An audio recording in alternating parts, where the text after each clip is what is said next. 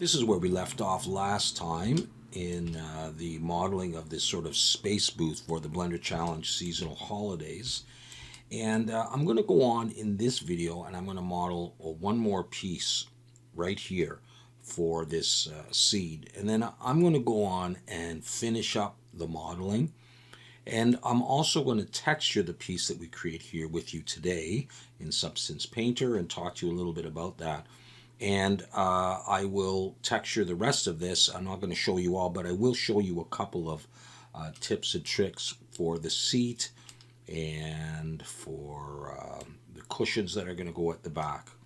All right, so right now what we're going to do is we're going to create this thing. It's very simple modeling. Everything really that we've done has been simple, but this is what we're going to create, this sort of switch-like structure here, and it's going to be using for the texture or material this sci-fi white smart material, and I'm going to be providing that on the Zero Bio Discord, so I'll talk a little bit about that later as well. And it's also got some black plastic and some metal. Those are quite simple, but I'll show you how we're going to do that. I'm going to select this piece right here, and let's make sure we're in median point. I'm going to Shift D to duplicate, pull it out, scale it a bit, and P to break it out. And I'm going to be using that. I'm going to look from the side and in wireframe just to get a sense for the size of this thing. I think what I'll do is I'll take this and I'm going to scale it in the Y and the Z a little bit, sorry. And I'll go ahead and I'll use that. So back into solid view and slash key to focus just on that. So Control 3, I look straight on it.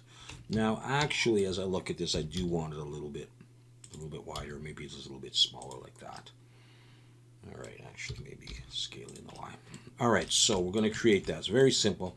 I'm going to extrude backwards. I'm just gesturing backwards, right? And I'm going to, I can see already that it's discolored. That means I need to flip it.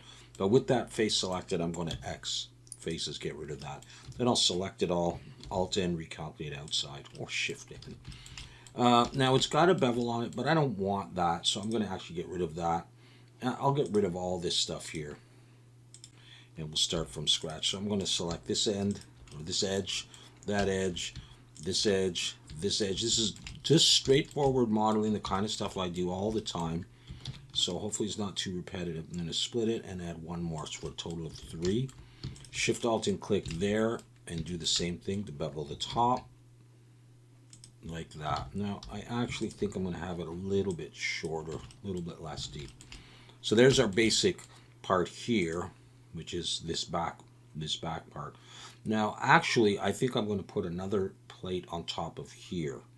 All right, this is just a sample image to show you. So what I'm going to do is I'm going to select this face, Shift D, just move it out a bit, P to break it out. I'm going to look from Control 3. And I'm going to come in edit mode, and I'm just going to scale it a little bit. I could change the curvature a bit, but I'm only going to do it a little, and in the Z, and have that like another piece on top of that. So that's good enough. So I'm going to extrude back. I'm just gesturing just a little bit. Delete that face, flip it. Let's try Shift N. All right, and then select this and zoom in a bit. Control B to bevel. Take that, push it on. I don't need it sticking out too much like that, and I'm going to join Control J, so those are together. All right, so now what we need are some bolts. Now you could do this just in texture, but I'll do it in geometry. So select that, Shift S, cursor to selected. Bring a 3D cursor there. We now have a center point at least.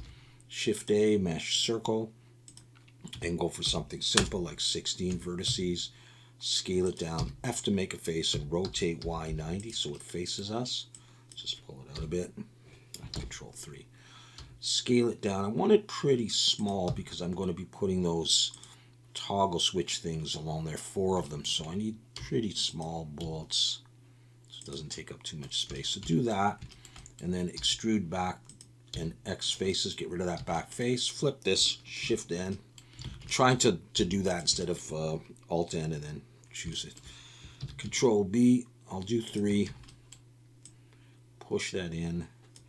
We're going to be joining it, so shading smooth is not really important, but I just did it. Control 3. Now let's just get the position again. So I have one there, let's say. Hope that's not too big. Yeah, I think it is a little bit too big. Period key can zoom in on it and focus on it. Make it about that size. Make sure that it's in.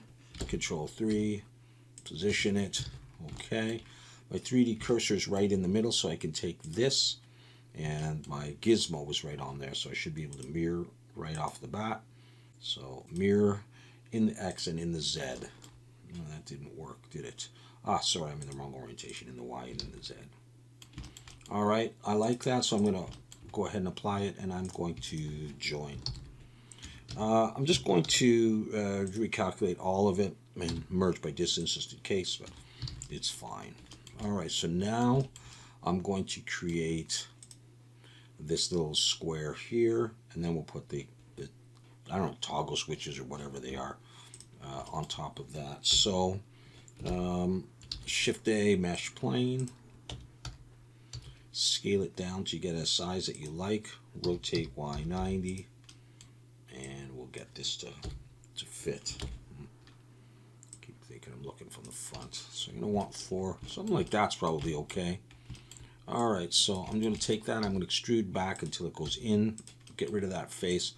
I think, yeah, something like that. Okay, so now I'm going to bevel these edges. So I hit 2 for edge selection, and I'm selecting these, and I'll use 3 and do that. I'll do the same on the top. So I've got that. I can shade smooth, and there may be some shading errors, not going to worry about it. If you want, you can test it now by putting on an array, and we're going to come in the Y this way. So 0 out the X, and I'm going to want 4 of these. So we can set this up now. Let's Control 3 to look straight on there. You know, something like that. It's probably going to be okay. I'm not going to apply the array yet, and I'm going to have these things on here, but you can see there's another like plate on this. All right, so might as well do that. And right now, we'll do it on one. We don't have to do it on all of them because we'll array this. So let's take this, Shift D to duplicate, pull it out a bit, P to break it out, and now the array will go all kind of weird. I don't need that on there. I really don't need that right now. So we're going to make that a little smaller in edit mode. Just scale it down just a little bit. Something like that. Extrude it back, get rid of the back face. Bevel, and then flip the polys like that. What is it? Shift N. That's going to go in like that. That's good. So I'm going to take that, and I'm going to join it. And now we need some bolts as well, so we might as well go ahead and use one of these. So select and Control L to select it all, or what's linked. Pull it out and over. P to break it out, and then take that in edit mode. Look. Control 3 and position that, and these are going to be smaller. So that's a nice bit of texture there, showing it, you know, different sizes. It creates some interest, hopefully. So that's going to go right up in the corner there. And to get all this mirrored, I'll just select all that and bring my 3D cursor there.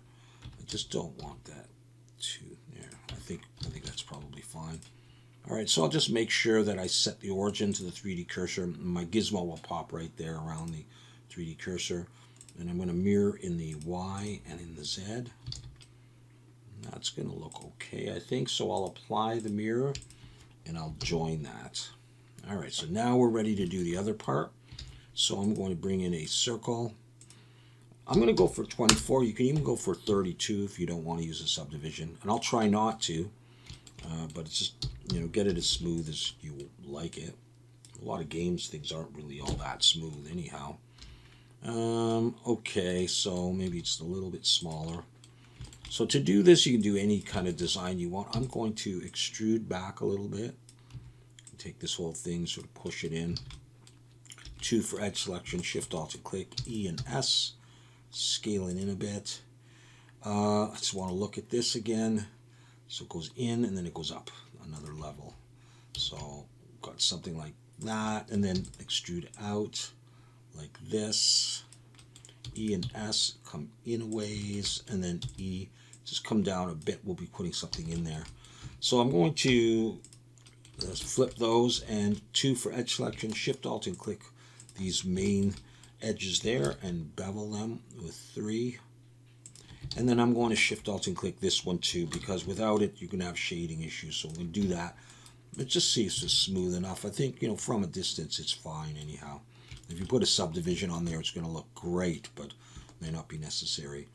All right, so we got our 3D cursor still right in the middle, so we should be able to go on to the next step, which is to bring in a UV sphere and just change the segments here to 16 and scale it down, something like that. And look from the front now, which is the side of this, and I'm going to rotate 90 degrees. I'm going to come into wireframe and press 1 for vertex selection. I'm going to box select pretty much the back half, and if you go up a little further, that's okay. You just need the front bunch of rows. Scale this in the X now to flatten it out to some extent. Pull it in, go back into solid view, have a look at that. Shade smooth. It's just sitting in there. All right, and we see that part. So that's probably okay. If I pull it out, I don't know, wherever you want it, that's okay. All right, and so now I can build this off of another UV sphere. So I think I'll do that. Shift A, Mesh, UV sphere, leaving it at 16, scaling it down. I'm going to make the little ball on the end. Look from the front and rotate 90. Pull it out, and that's too big, so I'm just going to scale it down and have it maybe somewhere like that. We could try that. So I want to make the post that's on, and I could do it from the UV sphere. I'm going to select that vertex, and maybe I'll go one more, and then X vertices, and we'll be left with these. I just switched it to edge selection, Shift Alt and click there, and E to extrude, and I just don't want my post to be too wide. I think that's actually okay, but I think I might want it a little closer, just for my personal, the way I like to do it. If I shade smooth that. So if I take this and now join to this and to this and to this, Control J, I'll come in and I'll merge by distance. There's nothing to get rid of. If I now take this and array it, we could array it again in the Y, zero that out, and change this to 4. Look from the side, and then just move these till they look relatively good. We have the basics, or the basis of what we want. All right, and I don't think we're missing anything. All right, these are kind of short, so you do it the way you like it, except we're missing this part. We could do that, or we could skip it, whatever, but might as well do it. I'm going to use an edge to do this and convert it to a curve, so I'm going to Shift D to duplicate, pull that down. I'm going to rotate Z 90 so it's coming out like that, and I'm going to P to break it out. So I've got that piece. I'm going to look from Control 3 and just sort of position it in there, and I'm going to select that vertex, E to extrude, pull it out. I'm going to look from the top and try to get it equal. I'm going to press E to extrude and just send this down somewhere like that. And we could try that. What we need to do is we need to curve these points here. So select these vertices and Shift Control B, hold Shift and pull, and we could probably get away with 3 vertices in there, and then convert that to a curve. So let's do that. Convert that to a curve. And over here under geometry, okay, that might be closed for you. So open geometry, bevel and depth. I'm going to pull that. I usually hold Shift so it moves a bit slower. And just get a width that you like. You can shade smooth to look at that and decide if you like that. I just want to have a look because I think it comes out a bit longer, and it does. So I'll just take this whole thing and pull it out, and then take this curve point and pull it in. And yeah, I think that's all right. So I'm going to select this point and this one. That's a straight piece. Shift D to duplicate, P to break it out.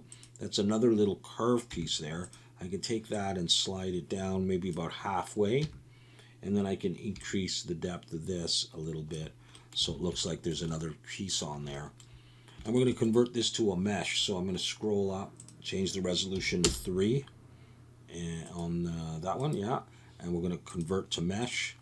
And I'll come in here and just Shift Alt and click that edge and F to make a face, and then Control B to bevel with 3. We'll do that, and then let's take this one and let's convert that to a mesh with 3. Convert to mesh, take that and join it to there. So hopefully that's all right. And I can just come in here and duplicate this, Shift D, do that, maybe take both of them, put them in the middle if that's what you like. And that's what we have there.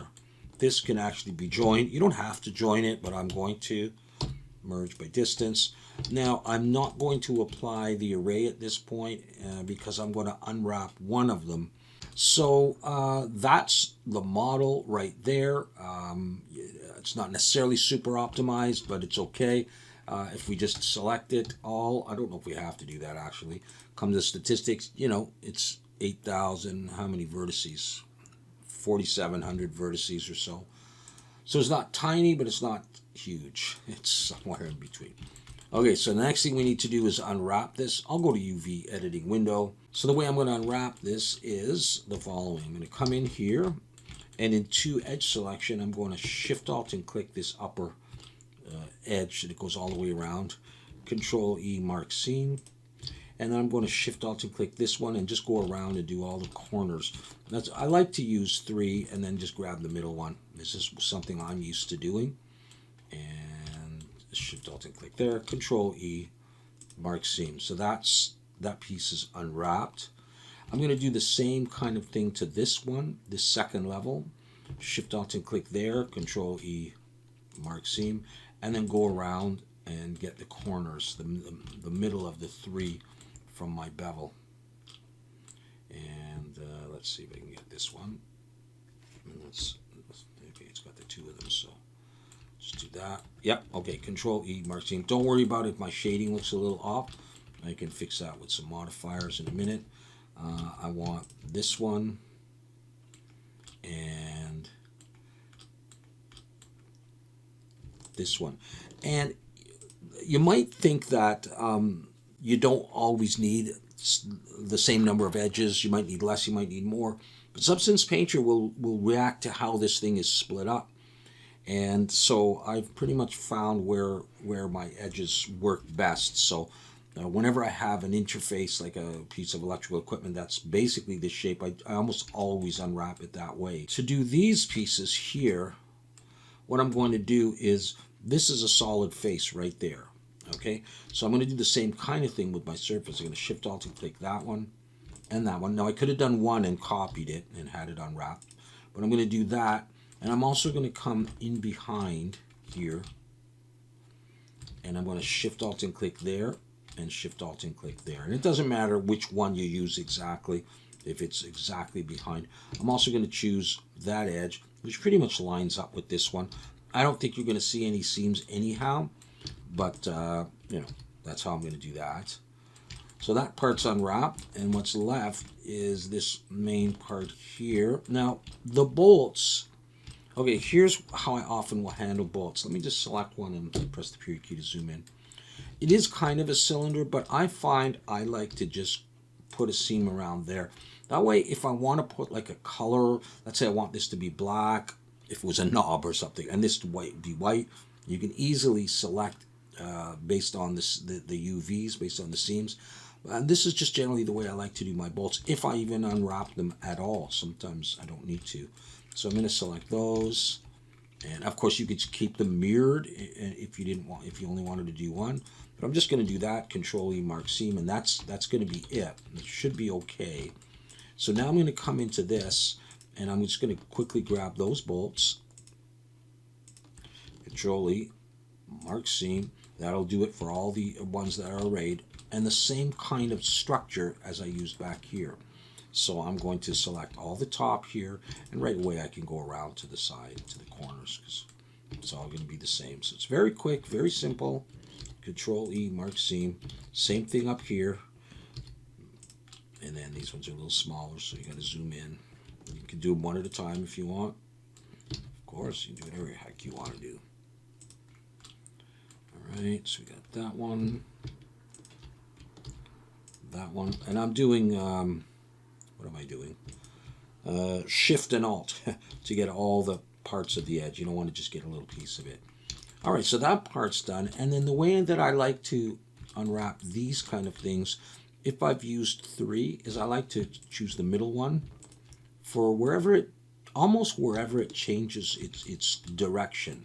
And so if it goes up and then across and up, I often will do that and go in the middle. Let's do those. A little hard to see. And then I'm going to come in here, this middle one. And you don't have to, but this is the way I like to do it. And I think this piece will unwrap okay as it is. And then for this one, I'll just choose, like this cylinder.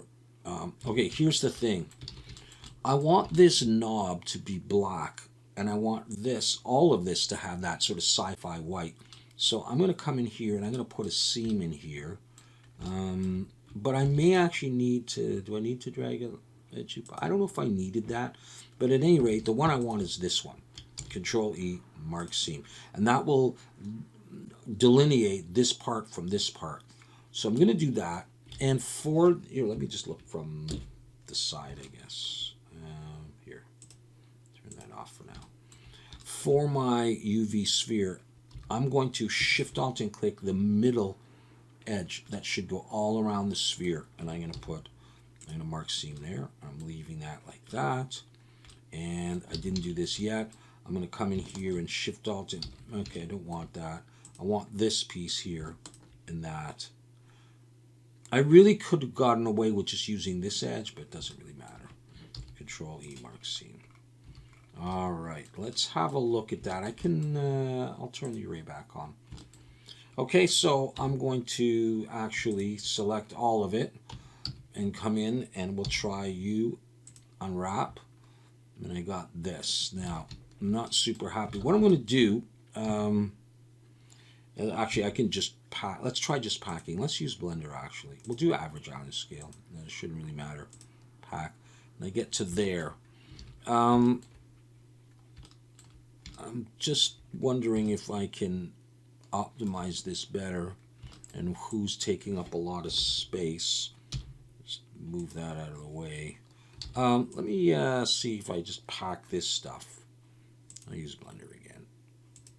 It's getting a bit bigger, I feel like this is on top of it, though. It's weird. Yeah. Okay, I'm going to take the whole thing. I'm going to try UV Pack Master. Same kind of difference. That's probably okay. These are our cylinders. You can take this, and if you happen to have the UV Squares add-on, you can straighten it. You can do that in Blender as well. I've done some videos on straightening. If you have any questions, you can ask me. But I may do that and then pack it again. And it's not even quite as nice, but that's probably just fine. Sometimes what I'll do, if you want, you can select, little bits of things, maybe this whole structure, and that. Maybe I'll take this too. No, that's good enough. And you can unwrap that and just scale it down. I just want it a little bit bigger because it's an important piece, and then take the whole thing, select it all, and use Blender or Packmaster. I'll go back to Blender. Okay, I did average. I didn't need to. And then you can just pack, and then everything's a little bit bigger. Those knob things are a bit bigger. Let's try it, because we didn't do anything very crazy. Let's try that and see how it works. All right, and sometimes it is trial and error. You do it, it doesn't look good, go back, try a different unwrap until you get it, and it will eventually look good. But Substance Painter is pretty forgiving. So there is our piece right now. I'm going to save that as an FBX. Here's my device in Substance Painter, just the FBX, and now I need to bake the mesh maps, so I'll just scroll down. To bake mesh maps, I'm going to choose 2K. I'm going to uncheck ID and thickness and bake. All right, I'm going to turn on anti-aliasing. It'll just look a little bit nicer. And we can just examine our model. I don't see any particular weirdness in it. but we'll know when we apply a material, especially a smart material. All right, in case there's something wrong with my curvature map. All right, so I'm going to delete the default layer, and I'm going to come over to Smart Materials, and I'm going to start typing in booth. And this material here, Space Booth, is what I've been using on for this Blender Challenge. I'm providing this smart material, which I created a long time ago for one of those The Last of Us modeling series, and it's on the Zero Bio Discord. If you go down towards the bottom on the left, there's a channel. There's a channel for Substance Painter, there's a channel for Substance Designer, and there's now a channel for Substance Painter Materials. And this is where you can upload smart materials that you create, if you've created them yourself, if they're original, or you followed a tutorial and you created it and you think it's pretty cool. I don't want smart materials from Substance Share or from Substance Painter natively, just new ones. So I will provide this to you. So if you go to the Zero Bio Discord, you can download this if you want to use it. It may require some tweaking, so I'm going to show you. Here I've called it Space Booth. On the Discord, it's called Sci-Fi White. So it's good to have in your collection anyhow. I'm going to just drag that in and let it apply to the model, and this is how it's looking, and that's kind of what I wanted to get out of this. All right. So if you open this up, you will see that it's got a section for edges. So if I get rid of those, it looks like that. Maybe you prefer that, or you may have to come in here to the generator and just reduce that a little bit. So I could go ahead and do that. All right. You can change the opacity if you want. It's got some dirt. You can decide if you want that dirt, and it's also got this stuff that's called AC material, and there's various things in here as well. So instead of me having to create this from scratch and going through all the steps, I can just provide it to you and you can tweak it as you might like. All right, so there's our base material on there. The next thing I want to do is I want to deal with these knobs, and I want to get a black material on there. So I'm going to come to materials and search for plastic. I'm just going to take this plastic mat, drop it in on top there. Everything goes blue. That's okay for the moment. I'm going to change this to sort of a black color. I really don't need the metal in there, and maybe I'll make it a little bit more shiny. But I also want to put a little bit of imperfection in there. So I'm going to right click, choose filter, and in the properties, the filter I'm going to use is this bottom right one here, matte finish rough. Do that. You can see it all over there. That looks kind of a little bit nicer. But I only want that on the knobs themselves. So I'm going to come back up here. And to do that, I'm going to use masking. I'm going to add a black mask. So click here, choose add a black mask.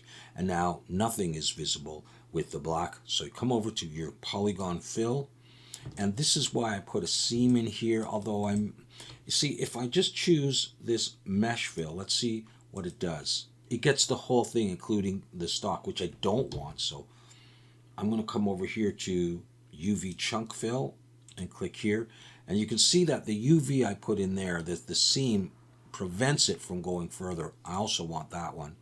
And so that's done. And because these are arrayed, it's on all of them.